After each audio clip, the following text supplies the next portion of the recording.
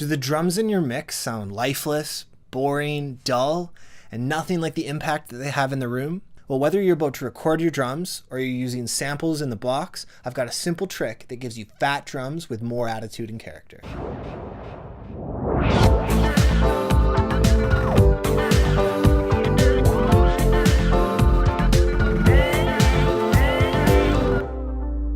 Hey, welcome back to Sound Strategies, and today we're talking about a simple trick to recording drums. Sometimes the drums sound okay on their own, but end up sounding wimpy and dry in the mix. The energy gets eaten away from all the layers of guitars and synths and anything else that's within the mix. Drums need to have power and a touch of chaos, especially in aggressive genres. So here's a simple solution using one extra microphone. In this picture, you can see that I've added a microphone under the ride cymbal, roughly an equal distance from the kick drum beater, the snare drum, and both of the tom-toms. This is going to give a balanced perspective from the middle of the drum kit, and it's going to be our trash mic for the kit. This is also known as the sausage mic because it's super fat and juicy, or the crotch mic because, well, you pointed at the drummer's crotch. We're going to absolutely trash this track in the mix, so go harder than you think you need to. Add compression, saturation, bit crushing, a gate, amp simulator, EQ. This track ain't going to sound pretty and you don't want it to. After all the processing, we can blend this into our drum mix to add extra intensity, power, and the life of real acoustic drums. So let's head over to Pro Tools and see how it sounds. So I've got a mix here by a band called The Trio from Chicago. Now, they're not a trio and they're not from Chicago, so I think this is definitely an interesting name. I did a session with them a while back, and they had this really cool cover of a Nirvana song. So we're going to start by having a listen to the tune without the trash mic and check out where the mix is at right now.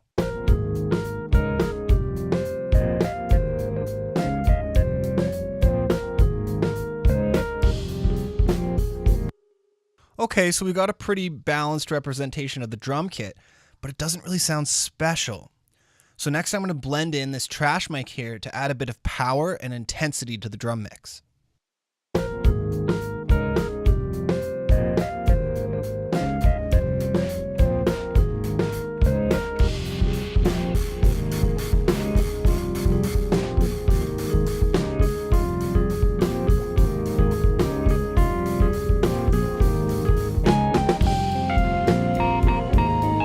Yeah, so this is changing the character of the drums a lot. You can hear how bringing this up adds a bit of extra grit to the snare and to the cymbals. It's a very distorted sound, so it's a good idea to blend in a little bit of this mic to fill in the mid-range of the kit.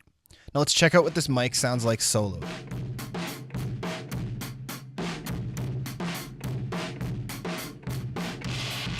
Oh yeah, so that's what I call trashy. So this has actually already been processed. So I've got an unprocessed version and we're going to listen to that. So this is just the microphone with no processing.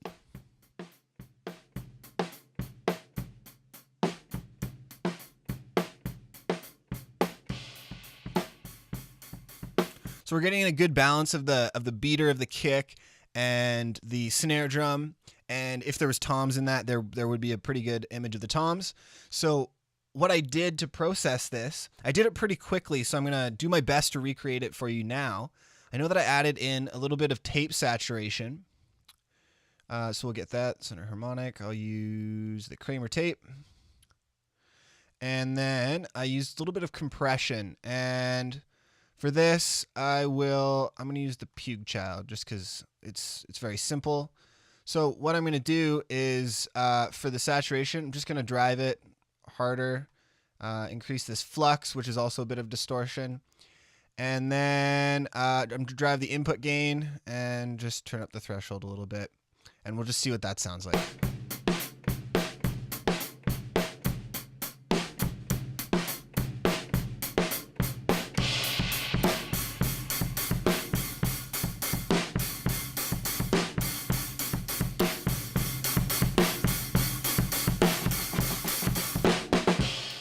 So as you can see, I'm adding a lot of gain on the input stage to really drive the signal. So I'm going to reduce the output of the processors to more closely match the incoming level.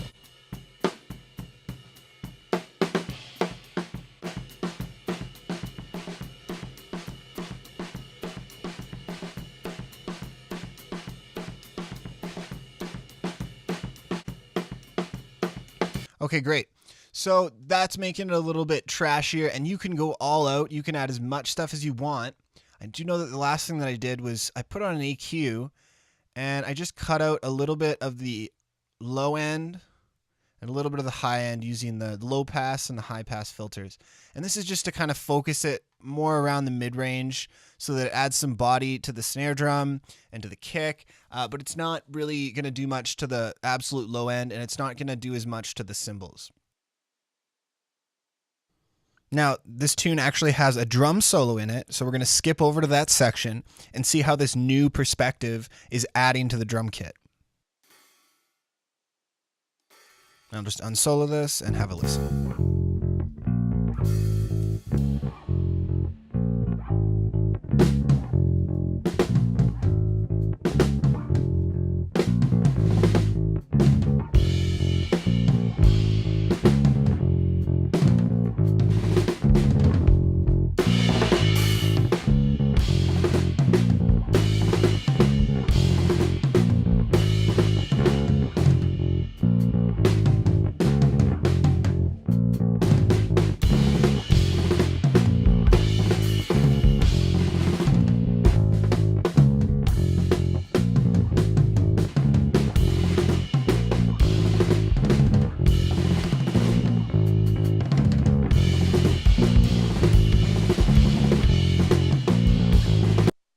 All right, so that mic is adding a lot more like air to the kit. There's power and intensity, but it honestly sounds more natural, much closer to how a drum kit would sound like in a room. You know, when you listen to a drum kit in the room, it's loud, it's powerful, it's chaotic. But sometimes when we just have the close mics and the overheads, it kind of loses a bit of that power. So adding in the trash mic with a bit of saturation and compression can really bring out those nuances that add power and life back into the kit. So this is a great trick to try during the recording phase to fatten up your drums and give them the proper intensity. But if you've already recorded your drums or you're using programmed MIDI drums, I have another way for you to do this. Okay, so I've got this mix that I've been working on, and you may recognize it from the title track of the Learn Audio Engineering title sequence. It's a song called Already Afternoon that I've been working on. So just like in the last video, I've got a mono audio track that's been labeled trash. And this is going to be what I sum all of the drums to so we can make a trashy, saturated version of those drums. So I've got the input set to bus 24, and what I've done is I've gone over to all the drums that I want. I have them being sent to that bus at 0 dB, okay, unity gain, and they're all being sent to bus 24. So I have the clap, some kicks, the snares, the kick bus, the snare bus, and even the hi-hat bus, basically everything that's going to be mono in the mix. And that's all going to this trash bus. So next, I'm going to record this entire section. I've got the chorus and this little instrumental section that I really want to pop out. So I'm going to record these drums, and then afterwards, we're going to process them. I want to go back to bed. I want to rest my head. It's already afternoon. I'm so... Okay, great. So now that I have that mono drum track recorded, I'm going to add some processing to make it nice and trashy. The first thing I'm going to do is add a saturation plugin, and I love the saturation knob from SoftTube. It's a free plugin, and it absolutely sounds fantastic. So we'll have a listen, and I'll crank up the saturation. I want to go back to bed. I want to rest my head. It's already after.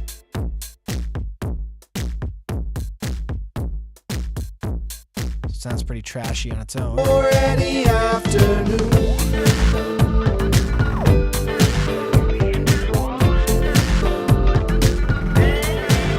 Tasty. So next we'll go a bit further and add a bit crusher. This helps to add some lo-fi character to the crunch. So I'll fool around with this and find something that I like. I want to go back.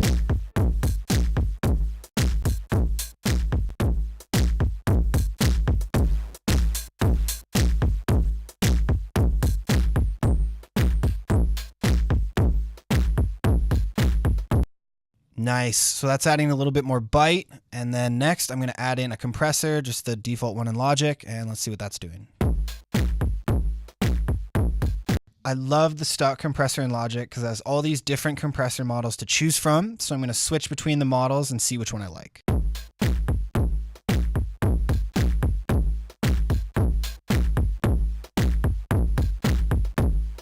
Okay, so let's go with the Studio FET and check how this works in with the track. I wanna go back to bed, I wanna rest my head. It's already afternoon, I'm so thinly spread, feel so full of dread, and it's already afternoon.